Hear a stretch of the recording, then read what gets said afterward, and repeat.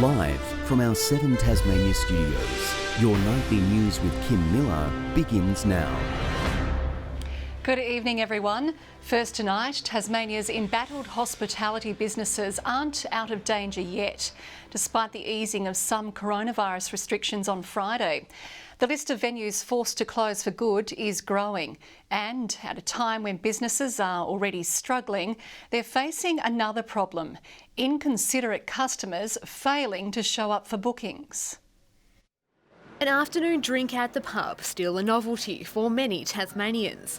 Restrictions may have eased, but it's a long road back to normality for our already bruised hospitality workers. Our industry, hospitality, is still very much broken. You know, there is a long way to go for a lot of businesses to make sure that this is sustainable by the end of September, you know, over the next few months. Many left hanging on with only minimal staff, supply chain and cash flow issues. But as well as that, some local businesses are facing another challenge: customers failing to show up for their bookings. Here at St Albie, it was a table of 8 last night. We go in knowing how many people we're going to have in an hour and a half sitting, and so then when people don't show up, it really affects, you know, your staffing, your costs, your chefs, your front of house, your back of house. As the state celebrated many venues reopening on Friday, the list of closed businesses continued to grow. An uncertain future still facing many. I think hospitality is going into this next phase, kind of reassessing everything that they have been doing in the past and really trying to reset the perimeters. Not everybody's going to still be around. The Premier has promised to review the existing grants process to see what other areas of targeted support would be beneficial to ensure the sustainability of our businesses. The takeaway message from staff: be patient as they work their way through these unprecedented times. We're grieving. We're grieving for, you know, our life being turned upside down overnight. Michelle Wisby, 7 Tasmania News. Anger and uncertainty tonight after the Commonwealth revealed it will scrap temporary free childcare and JobKeeper for early educators next month. One Tasmanian centre is warning the move could see it lay off staff, while there's concern women in the workforce will also suffer. Childcare workers consider themselves a tough bunch, but this might be the breaking point. The sector's pretty resilient normally, but I'm not sure how much longer we can keep adapting to the changes that are put in front of us. I call it change fatigue. Yesterday, the federal government revealed free childcare will end next month, as will JobKeeper for centres who've relied on it to stay open. Lady GOWRIE employs some 500 staff across the state. They're worried its training team is now in the firing line. You know, we're talking 40, 50 jobs would be lost. Unions are furious. These are educators who have continued to front up to work every single day throughout this pandemic. They've done so through a period of significant uncertainty. Enrolments are expected to drop. Some will try to cling on. Trying to pay for bills and things like that. The free childcare has helped in the sense that I haven't had to pay, and she's been able to still have some sort of normality. Labor is accusing the state government of pouring support into male-dominated industries. It is not good enough to put all of your money in construction, which doesn't employ the majority of women, and say it's okay, they'll get a benefit down the track somewhere. The government insists it hasn't sat on its hands. We've offered supports for our childcare centres across Tasmania in terms of rent relief for those centres on Department of Education sites. Sean McComish, 7 Tasmania News. Just one person remains in hospital in Tasmania with coronavirus. There are currently only 2 cases of the disease in the state. It's now been 24 days since the last confirmed diagnosis. In the past day, 376 tests have been completed.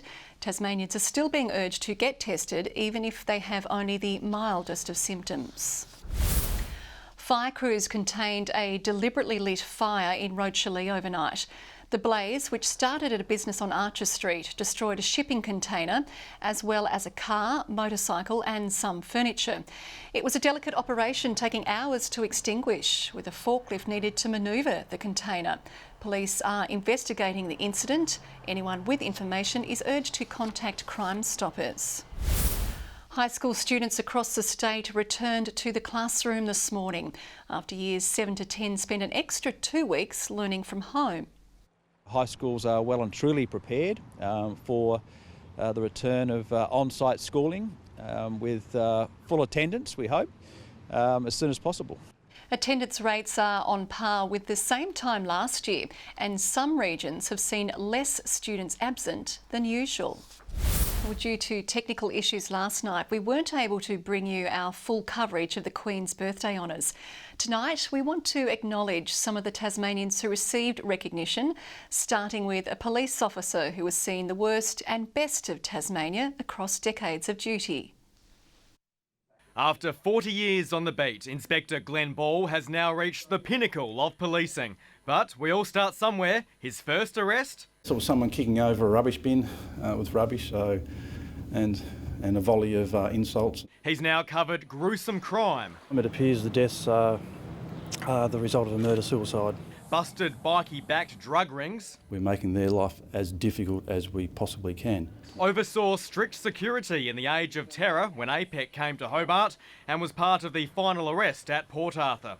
But his biggest satisfaction came from cracking cold cases. Getting some finality for the families and putting their minds at ease as to what occurred to their loved ones that have been murdered. With such a resume, Inspector Ball is no doubt tough. But there's a sensitive side too, a modesty in receiving the police award. I don't see it as just an award for me, but also an award for the people that have worked with me as well. Also recognised, Hugh Hiskett, an upper house member of 12 years and long-serving councillor in Penguin. In the 1970s, he brought to the northwest coast something we now take for granted: clean, treated water. And that probably was the catalyst which changed the northwest coast from being just an ordinary place to a place which was very desirable to live. Another legacy, the now upgraded Dial Park Sport Complex, which Mr Hiskett pushed to build in the 70s. I'm very proud to have the recognition for doing something which I've enjoyed doing all my life. For those doing it tough, Kingborough's EDNA PENNICOTT founded Helping Hands. What she really offers is a warm embrace. I look at my grandchildren, I love them so much, and their parents love them so much, and I think, well, they're truly blessed, but not all children are that lucky. Since 2013, her charity has clothed cold children, lifted the downtrodden, fed the hungry. Not to mention those at the footy and cricket, Ms Pennicott has run Kingborough's canteen for 45 years. Her specialty? Chips and gravy. Everybody wants chips and gravy. Look, I don't expect a big thank you, but every now and again we get a nice text message from someone we've helped or something like that, and it does lift you. While Colleen McGann has dedicated 52 years of service to St Luke's Health, witnessing significant change in healthcare from the birth of Medicare to the way we approach treatment. I guess I came in at a time when there wasn't a lot of work done in relation to preventative health. It was more about if somebody was sick, well, you get in and try and fix it. Along that journey, she recalls the first MRI machine arriving in Launceston in the early 90s. It was hugely significant because residents didn't have to travel to get what was the latest in technology.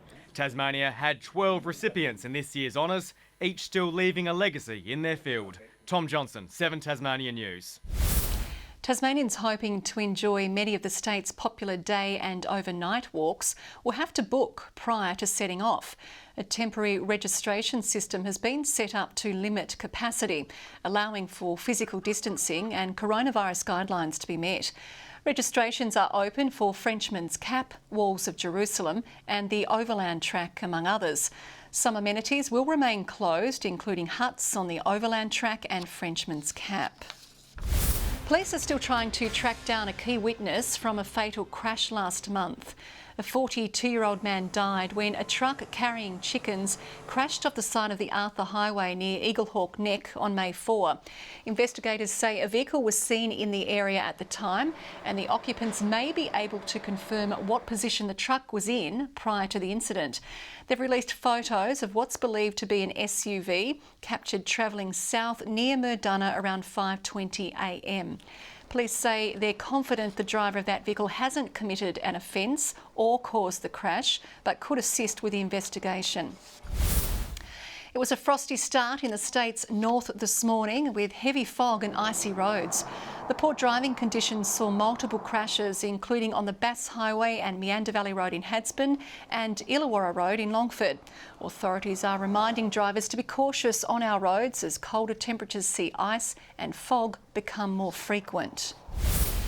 KOOKABURRAS co-captain Eddie Ockenden says he's hopeful his Tokyo Olympic dream is still alive, despite the Games being postponed due to coronavirus.